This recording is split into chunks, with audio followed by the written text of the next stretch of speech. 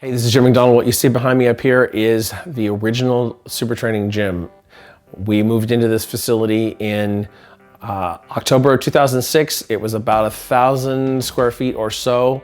There were about 20 or so people who trained there at the time.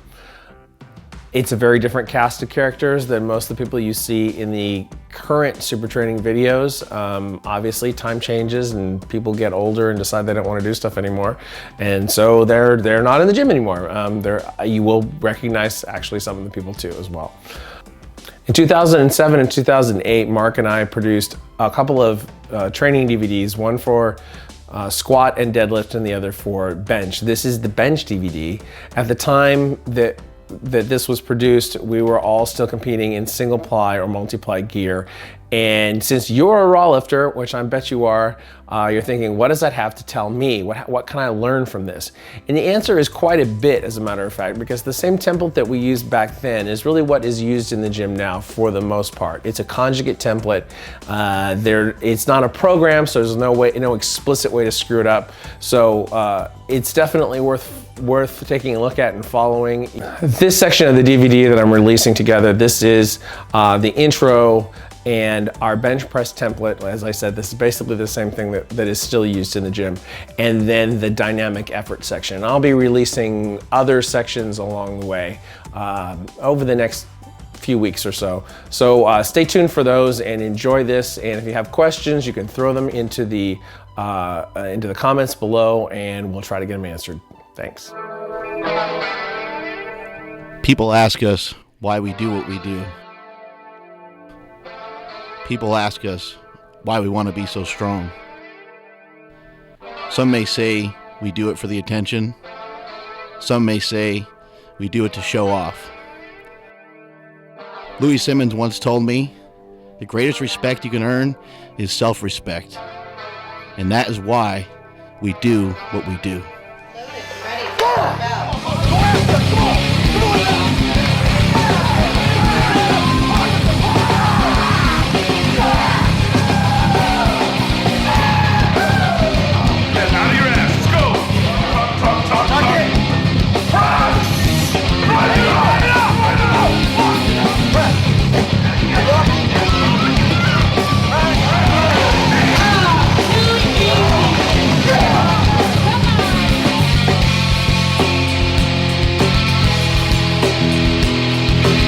Welcome to the Team Super Training Bench DVD, Never Enough Bench. I'm Mark Bell. I have 3 elite totals at 242, 275, and 308.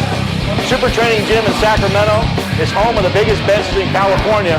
In this DVD, you're going to see how it's done.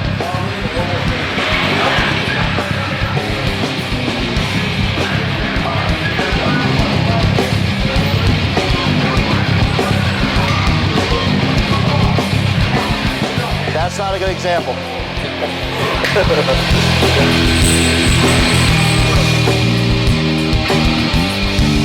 This is our basic bench template that you're going to see. Sundays, normally we do dynamic effort bench, followed by some triceps, some delts, and some lats. Dynamic effort speed bench, we use many variations. We utilize bands, chains, and we'll also bench off of a carpet. The main objective for the day is to be as fast as possible. Our tricep movements include many different variations of tricep extensions, dumbbell extensions, barbell extensions, kettlebells, and also tricep pushdowns. We usually pick 1 or 2 of the following exercise: overhead press, lateral raise, rear lateral raise, and face pulls. For lats, we do some pull downs with various handles. We do seated rows, again with various handles, and one-arm dumbbell rows. Thursday is our max effort bench. We do a max effort movement, a second pressing movement, a movement for triceps, a movement or 2 for delts, and then we hit some lats. Max effort day, we pick one of the following exercises. We do shirted bench every other week, board presses, chain press, floor press, and reverse band. Again, you're only going to pick one of those, and we do shirted bench every other week. We do second pressing movement. We utilize variations of board presses, floor presses, and pin presses with bands and chains. We hit triceps, very similar to the Sunday workout. We do many different variations of extensions. We also pick one or two of the following delt exercises. We pick one or two of the following lat exercises on this day as well, and that's our bench press template. Dynamic effort bench. You're going to see us utilizing bands and chains in this segment. This is Steve Zaretsky, who's benched 562 at 275 pounds. Notice the bar speed and the velocity he has in his lift. This is Big Roy, chucking around about 275 with a monster mini band. Notice Roy did a couple extra reps there. Sometimes he likes to hit sets of 4 or 5 reps. This is the old man, Mike Moore. You want to lock him out as hard as you possibly can. You want to pretend you're benching 500-600 pounds when you're really pushing into that 185 with the bands on there. Here Steve goes again. Notice Steve's form. He kind of lets the weight sink before he starts. He actually descends fairly slowly with the first rep due to some various injuries he's had over the years. And then he explodes into it. Basically allowing his body to catch up to the weight so he doesn't hurt himself. This is Big Bird. He's got fairly long arms. See him dropping the weight down in there. Very similar to the way Steve did. He kind of started slow, felt the weight out, and then pressed it as fast as he could. Here goes Steve again. He's using a little bit more weight. Typically when we do dynamic work, we'll do 6 to 8 sets, and then we'll work up from there. I recommend if you're dealing with elbow and shoulder problems, to actually use a little bit more weight on dynamic day, or just completely skip it altogether. By using more weight, you're going to move the bar a little bit slower, which is actually a little bit safer for your joints. It sounds backwards, but maybe it is backwards. But I like to do things a little differently. There's Big Bird again, using the chains. See the whip of the chains, kind of sending them all over the place. But that stability is going to really help you with a big bench. Here's Big Roy. Now we're getting into our second pressing movement, which is often done on a max effort night, but sometimes it's done on a dynamic effort day. Using, like, I believe that's a 3 board. And then he's doing some lockouts with the chains. You can never do enough lockout work. There's no such thing as overtraining your lockout. You need to do a ton of lockout work. Tricep work is important, but even more important is to hit that lockout hard. This is an old friend of ours, Lurch. He's no longer training with us. He went in the military, found a girlfriend, and that was it.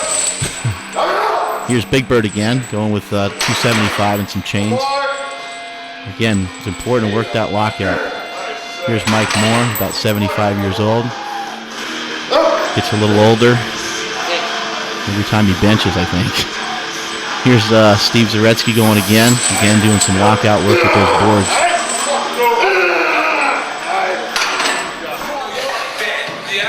This is Dylan Sanders. He's a former collegiate wrestler. He moved to Florida. He moved all the way to the other side of the country on us. That's how much he hated training with us. But you see he's utilizing the carpet.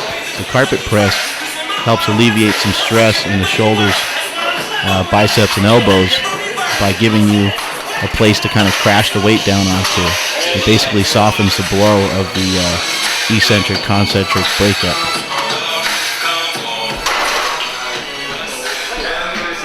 The speed work is very important.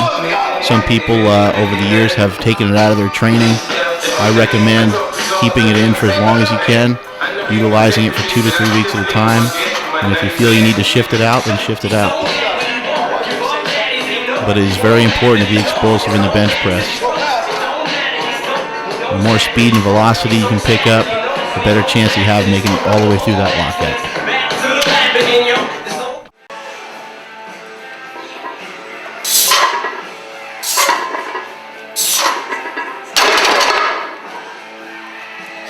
How do you think the carpet's different from like the man pond that they use